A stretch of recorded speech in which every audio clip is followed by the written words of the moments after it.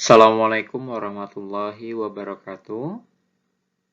Halo teman-teman semua, kami dari kelompok 3 mata kuliah Pengembangan dan Perubahan Organisasi Magister Manajemen Universitas Lampung, kelompok 3 Iwan Victory dan juga Febriana. Pada kesempatan kali ini kami akan mempresentasikan hasil diskusi kami, yaitu pada chapter 3 The Organization Development Practitioner dan juga chapter 4 Entering and Contracting. Baik, yang pertama kita di sini akan membahas The Organization Development Practitioner. Nah, siapakah praktisi pengembangan organisasi itu? Di sini ada 3, teman-teman semua. Yang pertama, orang-orang yang mengkhususkan diri dalam organization development sebagai profesi. Mereka dapat menjadi konsultan internal atau eksternal yang menawarkan layanan profesional kepada organisasi, termasuk para manajer puncak, kepala departemen fungsional, dan juga kelompok staf.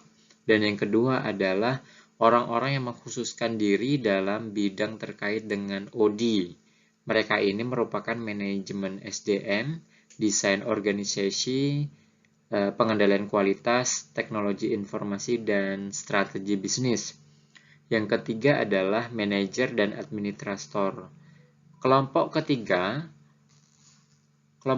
orang tersebut yang dimaksud dengan istilah praktisi OD adalah jumlah manajer dan administrator yang semakin banyak yang telah memperoleh kompetensi dalam OD dan menerapkannya dalam area kerja mereka sendiri.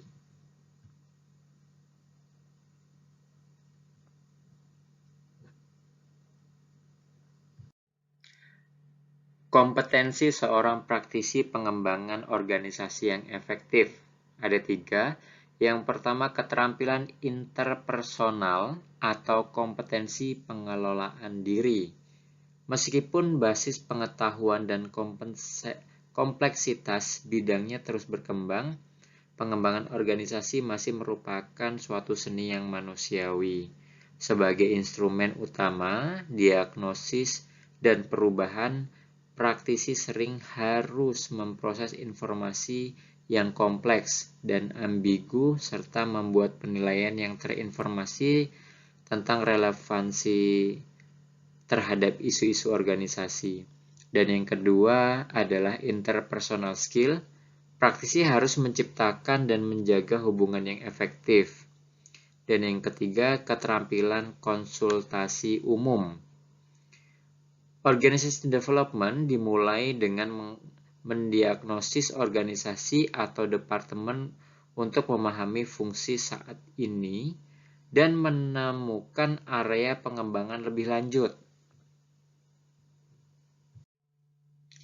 Praktisi pengembangan organisasi profesional. Sebagian besar literatur tentang praktisi pengembangan organisasi telah difokuskan pada orang-orang yang mengkhususkan dirinya dalam OD sebagai profesi. Dalam bagian ini akan membahas peran dan jalur karir dari para profesional pengembangan organisasi. Yang pertama, peran posisi profesional pengembangan organisasi, dan yang kedua yaitu karir profesional pengembangan organisasi. Profesional pengembangan organisasi memiliki posisi yang dapat bersifat internal atau eksternal terhadap organisasi. Untuk karir profesional pengembangan organisasi berdasarkan perbandingan dengan pekerjaan yang telah lama ada seperti kedokteran dan juga hukum.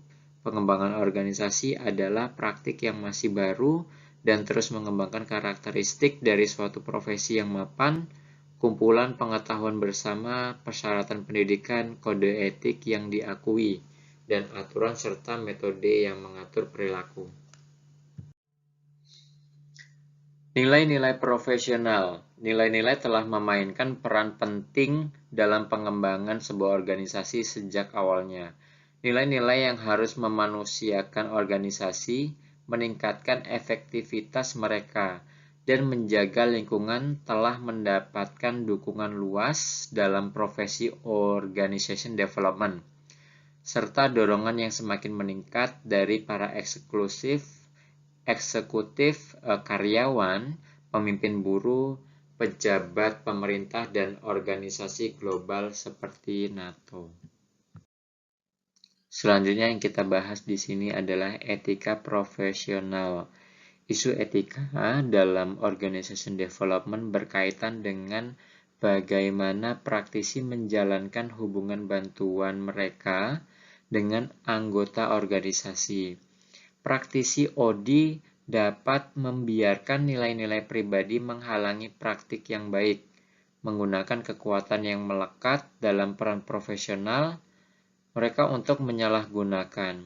Seringkali tidak disengaja anggota organisasi atau memihak satu kelompok pemangku kepentingan atas biaya pemangku kepentingan lainnya. Ada dua di sini yang akan ada pada etika profesional ini. Yang pertama yaitu pedoman etika. Telah ada beberapa artikel dan simposium tentang etika dalam OD. Selain itu, pernyataan etika yang mengatur praktik OD telah disponsori oleh American Society for Training and Development.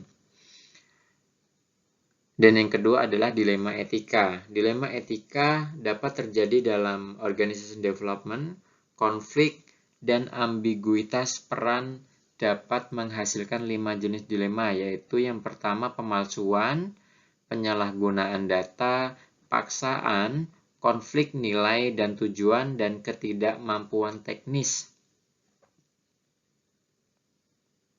Dan selanjutnya kita akan membahas tentang entering and contracting pada chapter 4 yang akan dibawakan oleh Mbak Febriana.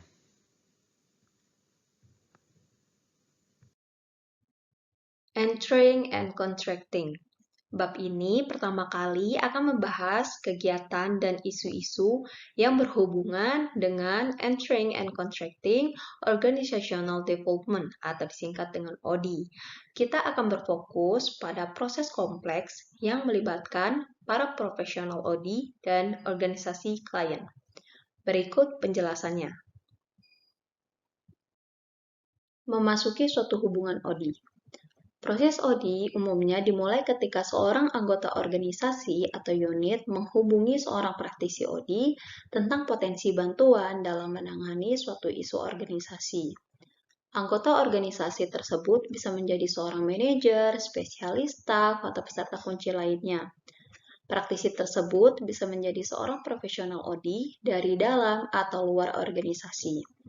Nah, untuk bagian ini akan menjelaskan kegiatan yang terlibat dalam memulai hubungan OD, yaitu yang pertama, mengklarifikasi permasalahan organisasi, lalu yang kedua, menentukan klien yang relevan, dan yang ketiga, yaitu pemilihan seorang praktisi OD.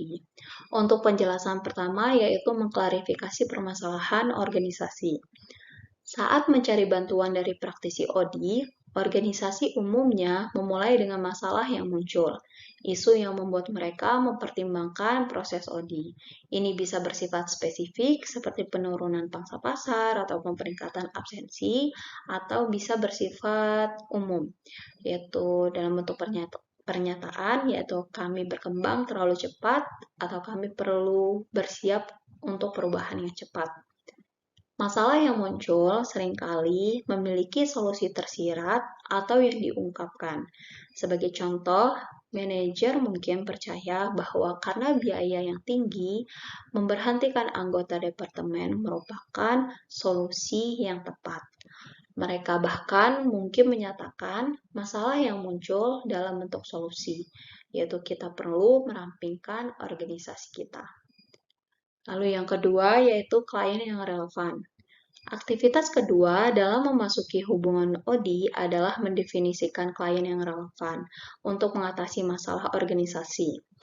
Secara umum, klien yang relevan termasuk anggota organisasi yang dapat secara langsung mempengaruhi isu perubahan, baik itu memecahkan masalah tertentu atau meningkatkan organisasi atau departemen yang sudah berhasil.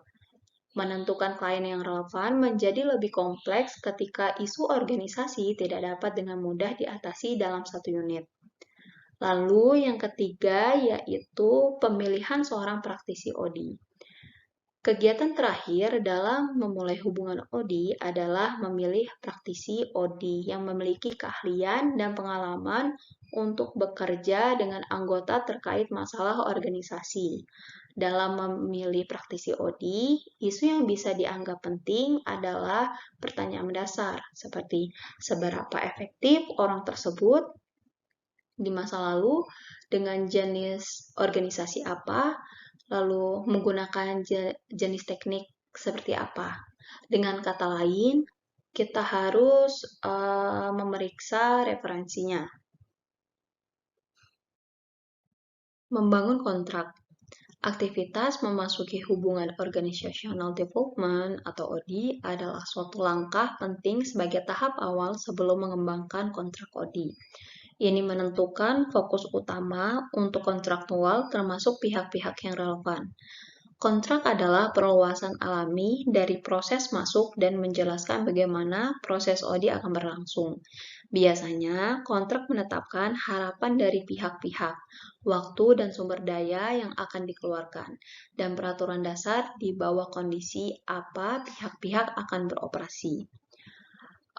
Untuk yang pertama, yaitu pertukaran harapan. Di sini, klien menyatakan layanan dan hasil yang akan diberikan oleh praktisi OD dan menjelaskan apa yang diharapkan organisasi dari proses dan konsultan tersebut. Sebaliknya, yaitu praktisi OD juga seharusnya menyatakan apa yang diharapkan. Hal ini dapat mencakup peluang untuk mencapai intervensi baru, melaporkan hasil kepada klien potensial lainnya, dan menerima kompensasi atau pengakuan yang sesuai. Lalu yang kedua yaitu waktu dan sumber daya. Untuk mencapai perubahan, organisasi dan praktisi OD harus berkomitmen terhadap waktu dan sumber daya yang akan dipersembahkan untuk upaya tersebut. Setiap pihak harus jelas tentang seberapa besar energi dan berapa banyak sumber daya yang akan didedikasikan untuk proses perubahan. Lalu yang terakhir yaitu aturan dasar. Bagian terakhir dari proses kontrak melibatkan penentuan cara klien dan praktisi OD akan bekerja sama.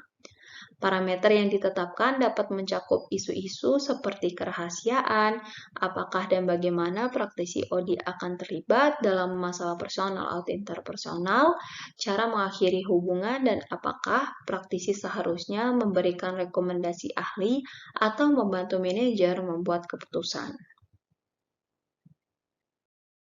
Masalah proses interpersonal dalam entering and contracting. Bagian sebelumnya tentang entering and contracting telah membahas aktivitas dan isu yang berorientasi pada dimulainya proyek OD. Pada bagian terakhir ini, kita akan membahas isu-isu interpersonal yang harus diketahui oleh praktisi OD untuk mencapai kesepakatan yang sukses. Dalam sebagian besar kasus, harapan klien, sumber daya, dan persyaratan hubungan kerja tidak akan sempurna sesuai dengan persyaratan esensial dan yang diinginkan praktisi OD. Adapun masalah pada sisi klien dan di sisi praktisi OD yaitu sebagai berikut. Pada sisi klien sendiri, klien kemungkinan akan merasa terbuka, tidak memadai, atau rentan. Efektivitas organisasi saat ini dan permintaan bantuan mungkin terasa seperti pengakuan bagi klien bahwa organisasi tidak mampu menyelesaikan masalah atau menyediakan kepemimpinan yang diperlukan untuk mencapai serangkaian hasil. Selain itu, klien memasuki hubungan di mana mereka tidak dapat mengontrol aktivitas praktisi OD. Akibatnya, mereka merasa rentan karena ketergantungan pada praktisi untuk memberikan bantuan. Dengan sadar atau tidak sadar, perasaan terbuka, tidak memadai, atau rentan ini dapat membuat klien menolak untuk menyelesaikan kontrak. Di sisi lain, praktisi OD mungkin memiliki perasaan empati, tidak berharga, dan ketergantungan. Praktisi dapat terlalu mengidentifikasi diri dengan masalah klien dan ingin sangat membantu sehingga setuju dengan batas waktu atau sumber daya yang tidak wajar. Keinginan praktisi untuk dianggap kompeten dan berharga dapat menyebabkan kesepakatan proyek yang sedikit keterampilan atau pengalaman oleh praktisi. Akhirnya, sebagai respon terhadap permintaan klien yang wajar, praktisi dapat menantang motivasi klien dan menjadi defensif. Baik, cukup sekian dan terima kasih.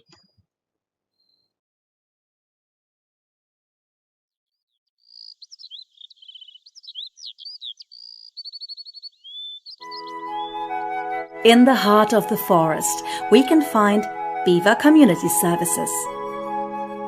For many years, the beavers have enjoyed prosperity. They are skilled operators who work for the community with pride. But one day, a financial crisis shakes their world.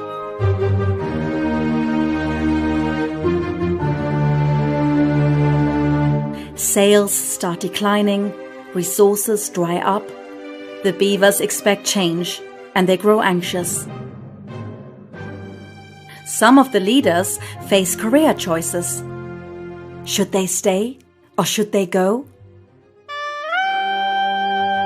They decide to stay and to transform their organization into a winning culture. But in order to embrace cultural change, they need support. So they hire the Fox as their change consultant. Is it possible to save our organization? They ask. The Fox proposes to create a compelling vision of the future. They agree on one inspiring phrase. Be the best version of yourself for your customers, and your customers will love you back. This is great, said the beavers. But how do we do that? Cultural change has to start within yourselves as leaders, says the Fox. To support them, the Fox invites a coach specialized in culture change. If you become change champions, then you can bring cultural change to your organization. This is called the butterfly effect. The butterfly coaches the beavers through their personal leadership transformation using several principles. The first one being to show up. In order to inspire your followers, you have to practice how to be fully present with them. The second principle is learning to speak up. To get there, the beavers practice how to create psychological safety and to let go of limiting beliefs. It is also important to look up and imagine the kind of organization that they can become. One that provides a sustainable future for the next generations. The beavers also practice on how to collaborate and team up with other stakeholders to face their challenges. The butterfly also helps them to build resilience to face the challenge of cultural change so that they never give up on their dreams and projects. Finally, they established the Beaver Change Champions Award program in order to lift each other up. With their new mindset, now the beavers are ready to go through the 5 main stages of cultural change: diagnosis, intervention design, leadership network, change, and evaluation. As cultural change champions, the beavers are now able to kindle the butterfly effect with congruence. The change mindset spreads through the organization, and the business emerges as a vibrant culture and successful enterprise that they are all incredibly proud of.